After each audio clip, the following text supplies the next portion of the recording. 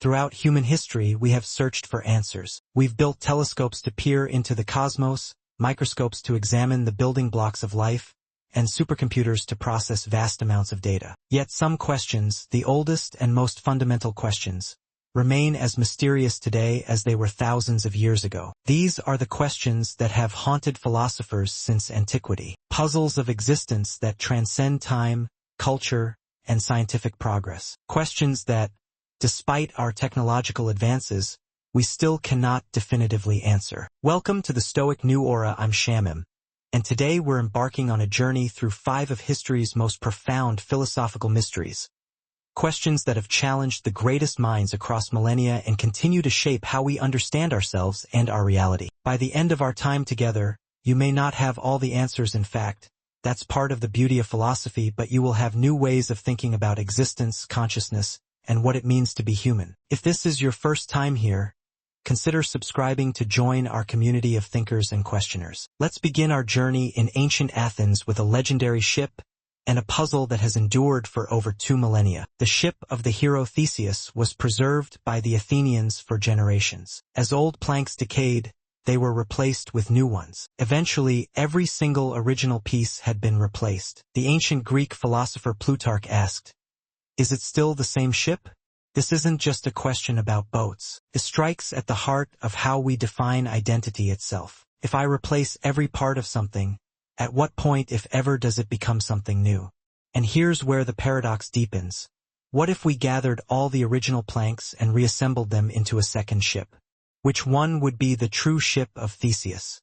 The one with the original material or the one with the continuous history? We face versions of this paradox everywhere in modern life. Consider these examples. A classic car undergoes a complete restoration. Every part is replaced with a newer equivalent. Is it still the same classic car or just a modern replica? The Warsaw Royal Castle was completely destroyed during World War II and later rebuilt using some original materials. Is it the same castle that stood for centuries, or merely an elaborate copy? But here's where this ancient puzzle gets deeply personal. The atoms in your body are constantly being replaced. Within approximately 7 to 10 years, nearly every molecule in your body will have been swapped out for a new one. The physical material that made up you as a child no longer exists in your body today. So are you the same person you were when you were born? What about from 5 years ago? Yesterday?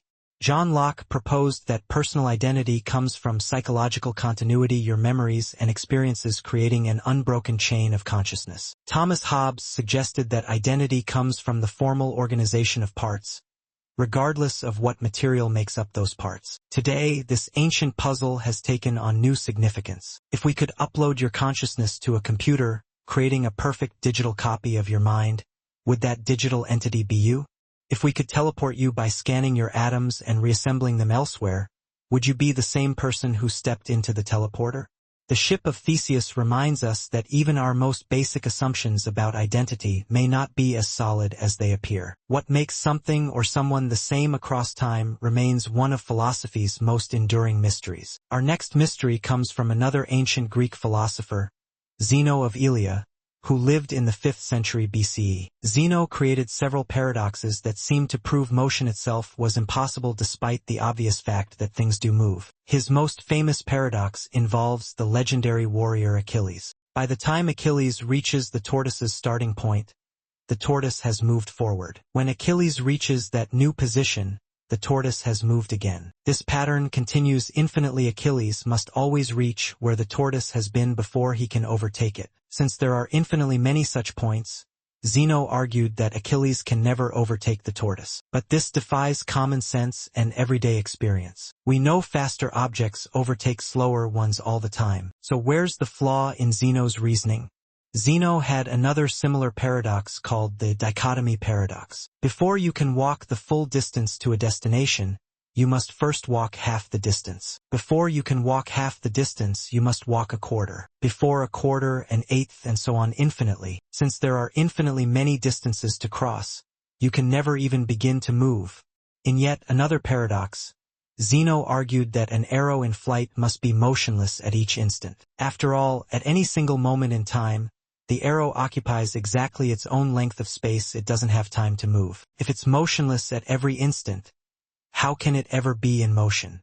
For over 2,000 years, these paradoxes troubled mathematicians and philosophers. It wasn't until the development of calculus and the mathematical understanding of infinite series and limits that we could formally resolve them. We now understand that an infinite series of diminishing values can add up to a finite sum. The infinite sum 1/2 plus 1/4 plus 1/8 plus 1/16, and so on forever equals exactly 1. This means Achilles can cover infinitely many distances in a finite amount of time. But Zeno's paradoxes didn't just advance mathematics. They forced us to reconsider fundamental concepts like continuity, infinity, and the nature of time itself. In quantum physics, we still grapple with similar questions about whether space and time are continuous or come in discrete units, whether reality is ultimately smooth or pixelated. Perhaps most importantly, Zeno showed us that our intuitive understanding of concepts like motion, time, and space might be deeply flawed. Sometimes the most obvious truths, like the fact that things move, can be the hardest to prove. Now we turn to what philosopher David Chalmers has called the hard problem of consciousness, perhaps the greatest mystery in all of philosophy. Right now, you're experiencing this video. You're seeing colors, hearing sounds, perhaps feeling emotions. But what exactly is an experience? How does a physical brain create the subjective feeling of being alive and aware? We know the brain contains roughly 86 billion neurons forming trillions of connections. We can map brain activity, identify which regions control different functions, and even manipulate consciousness with chemicals or electricity. But none of that explains why there's someone home inside your head. Why is there something it's like to be you? How does a collection of cells, essentially complex arrangements of atoms, create the experience of tasting chocolate, feeling love, or appreciating music? For thousands of years, philosophers have offered theories. Dualists like René Descartes proposed that mind and matter are fundamentally different substances. Materialists argue consciousness emerges from physical processes alone. Panpsychists suggest consciousness might be a fundamental property of the universe, present in some form in all things. Modern science has made tremendous strides in understanding the neural correlates of consciousness, what happens in your brain when you have different experiences. But correlations aren't explanations. Knowing which brain areas activate when you see the color red doesn't explain why red looks like anything at all. Consider philosopher Frank Jackson's thought experiment about Mary, a brilliant neuroscientist who knows everything physical about color and vision but has lived her entire life in a black and white room. When she finally sees the color red for the first time, does she learn something new? If so, doesn't that suggest there's something about consciousness that can't be reduced to physical facts? As we develop increasingly sophisticated artificial intelligence, the mystery deepens. Could a computer ever be conscious? How would we know? Could there be philosophical zombies, beings that act exactly like humans but lack any inner experience? The problem of consciousness forces us to confront the limits of objective science when dealing with subjective experience. It may be the one mystery we can never fully solve, because the tools we use to investigate it are fundamentally different from the phenomenon itself. We're using physical instruments to study something that might not be entirely physical. And yet, consciousness is the most intimately familiar aspect of our existence. Nothing is closer to us than our own experience. As philosopher Thomas Nagel put it, without consciousness, the question of whether life exists would not matter at all. With it, life becomes about something. Do you freely choose your actions? The intuitive answer seems obvious. Of course you do. But this brings us to our fourth great philosophical mystery, the paradox of free will. We live in a universe governed by cause and effect. Every event, including every firing of neurons in your brain, follows from prior causes. In a fully deterministic universe, the state of reality right now, combined with the laws of physics, determines with absolute certainty what will happen next. But if that's true, how can any of us truly have free will? Your decisions would simply be the inevitable outcome of prior causes, your genetics, your upbringing, your experiences, and the exact state of your brain at the moment of choice. Some have suggested that quantum indeterminacy, the inherent randomness at the quantum level, might create room for free will. But would random brain activity make you any more free? Is a choice determined by randomness any more yours than one determined by cause and effect? Compatibilists like David Hume argue that free will is compatible with determinism. They redefine freedom not as freedom from causation, but as freedom from external constraint. When you act according to your own desires without coercion, they say you are exercising free will even if those desires themselves were causally determined. Hard determinists disagree, arguing that genuine free will requires the ability to have done otherwise given the exact same circumstances, something impossible in a causal universe. This isn't merely an abstract puzzle. Our entire concept of moral responsibility depends on the assumption that people freely choose their actions. Our legal systems, our ethics, and our personal relationships all presuppose some form of free will. Consider this thought experiment. If we could create two identical universes with exactly the same initial conditions, would events unfold exactly the same way in both? Would people make identical choices? If yes, how can we call those choices free? If no, what accounts for the difference? The paradox of free will forces us to question one of our most fundamental experiences, the feeling of being the author of our own actions. Are we truly making choices, or are we merely witnesses to decisions made by causal processes beyond our control? Perhaps most mysterious of all is why we have such a powerful subjective experience of making choices if that experience is an illusion. What evolutionary advantage could come from feeling like we have free will if we don't? Or is that feeling itself a clue that there's something about conscious choice that transcends pure physical causation? Our final philosophical mystery may be the most personal of all. In a vast, potentially indifferent universe, what makes a human life meaningful? Our planet is a tiny speck orbiting an ordinary star in one galaxy among billions. Modern science suggests the universe will eventually end in either heat death or a big crunch. If everything ultimately ends, can anything we do have lasting significance?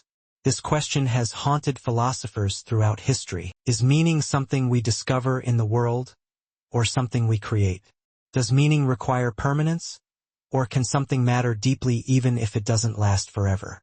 Existentialists like Jean-Paul Sartre and Simone de Beauvoir argued that in an absurd universe without inherent meaning, we are condemned to freedom forced to create our own meaning through authentic choices and projects. Nihilists like Friedrich Nietzsche initially diagnosed a death of God that removed traditional sources of meaning, before proposing his own solution through life affirmation and the creation of new values. Religious traditions have typically found meaning in relationship with the divine, suggesting that human lives derive significance from their connection to eternal purposes. Others find meaning in human connections, in the pursuit of knowledge, in creating beauty, or in alleviating suffering. The philosopher Susan Wolf suggests meaningful activities are those that successfully engage with projects of worth.